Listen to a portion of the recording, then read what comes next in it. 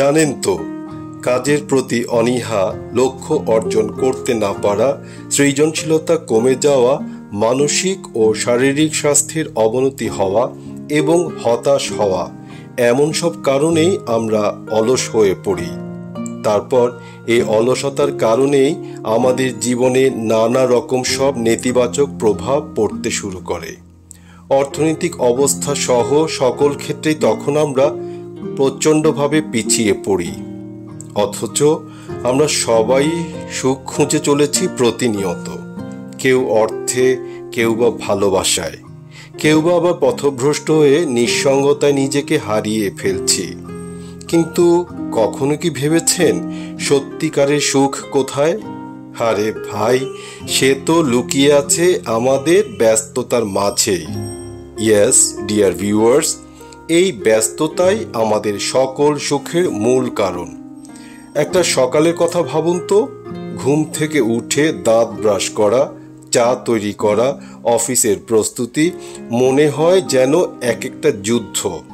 কিন্তু দিন শেষে যখন সব কিছু ঠিকভাবে করে বাসায় ফেরেন, তখন কি একটা অদ্ভুত প্রশান্তি অনুভব করেন না?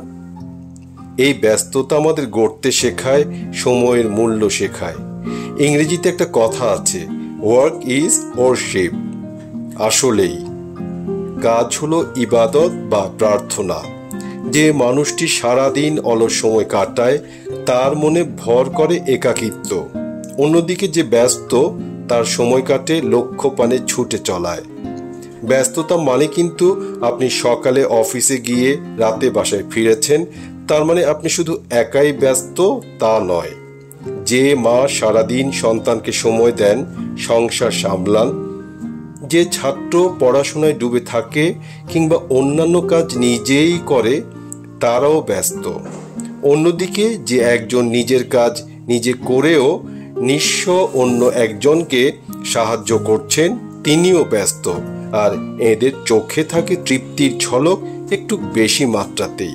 অথচ আমরা যদি কর্ম বা কাজ না করে, ব্যস্ত না থেকে অলসতায় সময় কাটাই শুধু, তবে আমাদের মস্তিষ্ক তখন এক জায়গায় থেমে থাকে। আর তখনই জন্ম নেয় দুশ্চিন্তার।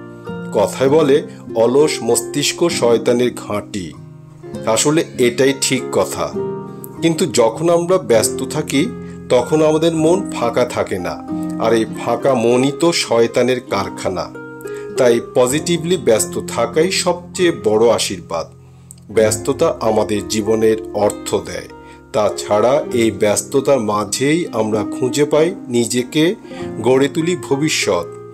আর সেই ব্যস্ত জীবনের প্রতিটি ছোট ছোট অর্জনই হয়ে ওঠে আমাদের সুখের উৎস। তাই আজ থেকে যদি মনটা খারাপ থাকে, নিঃসঙ্গ লাগে, তাহলে নিজেকে জড়িয়ে ফেলুন কোনো ভালো কাজে। হোক তা পড়াশোনা, সৃজনশীলতা, পরিবার কিংবা সমাজসেবামূলক কাজ। এসবের জন্য আসল কারণ তো একটাই, ব্যস্ত মানুষ কখনো হতাশ হয় না, নিঃসন্দেহে সফল হয়।